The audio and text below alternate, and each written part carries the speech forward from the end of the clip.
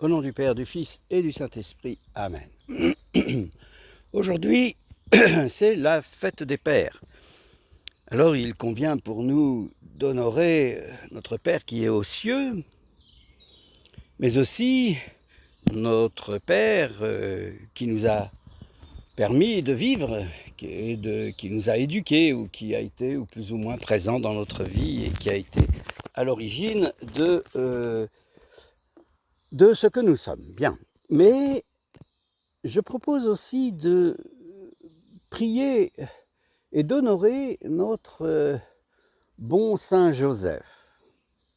Alors je sais que dans le milieu orthodoxe, il n'est pas de règles et de tradition de particulièrement prier ou honorer Saint Joseph. Cependant, nous le faisons. Pourquoi le faisons-nous? Parce que précisément, Joseph est le modèle de la paternité, c'est-à-dire sans avoir conçu un enfant, il en assume la totale responsabilité avec amour, avec patience et avec passion.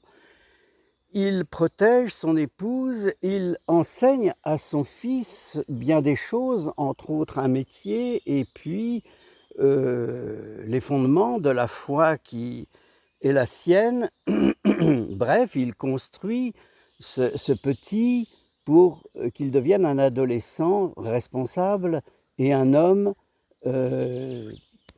plein d'amour et de compassion pour les autres. Ainsi, Joseph va faire pour le petit Yeshua, Jésus. Notre disons, attitude vis-à-vis de Saint Joseph et de ce que l'on a coutume d'appeler la Sainte Famille nous rend profondément vivant, proche de nous, cet espace mystique qu'est la paternité adoptive de Jésus par Joseph, avec le partage qu'en effectue la mère de Jésus, Marie, Mariam, et tout ce qui va s'en suivre, à savoir la vie du Christ et Joseph qui va rentrer dans l'ombre, dont on ne va plus entendre parler. Les Écritures n'en parlent pas, ou presque. Et pourquoi n'en parle-t-on pas? C'est un sujet délicat et c'est un sujet que personnellement je comprends mal. Je comprends mal que les pères de l'Église, les pères des 7 premiers conciles ne se soient pas plus penchés sur la personnalité de Joseph, sur sa responsabilité, sur son amour immense, sur sa compassion et sur son humilité, parce que c'est par humilité et dans la totale humilité qu'il s'est effacé derrière la personnalité de son épouse Marie et surtout de celle de Jésus, l'enfant. Joseph, nous l'avons dit donc, Joseph enseigne à Jésus le métier de charpentier. Alors un charpentier à l'époque de Jésus ne construit pas que des maisons, des toitures de maisons, il fait aussi des portes, des fenêtres, des tables, des chaises, répare certainement des outils aratoires, fait mille et une choses qui sont demandées par les gens du village. Et à travers cet important métier d'un point de vue social, mais aussi d'un point de vue psychologique, à travers cet important métier, Jésus va découvrir la structuration de la pensée d'un individu équilibré et d'un individu proche du monde des humains. Alors vous me direz, oui mais Jésus est totalement Dieu, donc finalement il l'aurait eu de toute façon. Premièrement, nous n'en savons rien. Ensuite, c'est peut-être vrai, mais ce qui incombe le plus, c'est qu'il est aussi Jésus totalement homme. Et à ce titre, il est totalement enfant, totalement préadolescent, totalement adolescent, totalement jeune adulte et totalement adulte.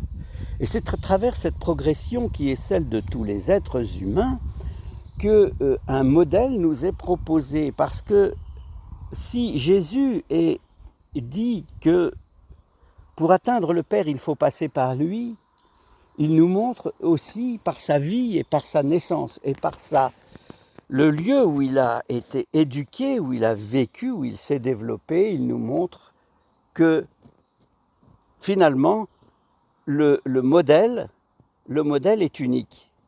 Il n'y a pas 36 modèles. Et lui représente cette Sainte Famille, et lui-même représente la presque, on pourrait dire, perfection du modèle.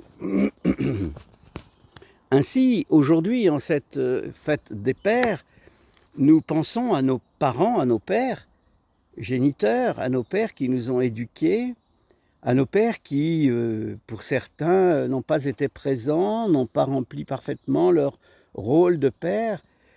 Nous devons éprouver pour eux l'amour et la compassion.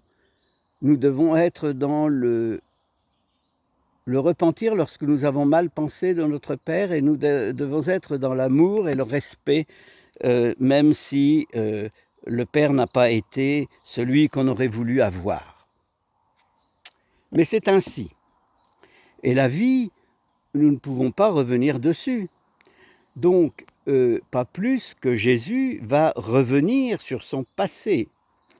Gageons tout de même que dans le silence des évangiles au sujet de Joseph et de la famille de Jésus, il appert que dans ce silence, un bruit très fort se manifeste. Et si vous prêtez l'oreille, vous découvrirez à l'envi que la famille, la Sainte Famille, est très présente.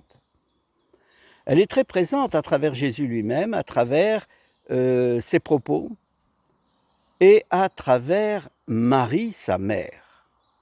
Marie n'a évidemment pas rejeté son époux Joseph. Au contraire, elle a vécu en femme amante, amoureuse de son mari. Ne pas concevoir cela serait une erreur et, à mon sens, une mystification.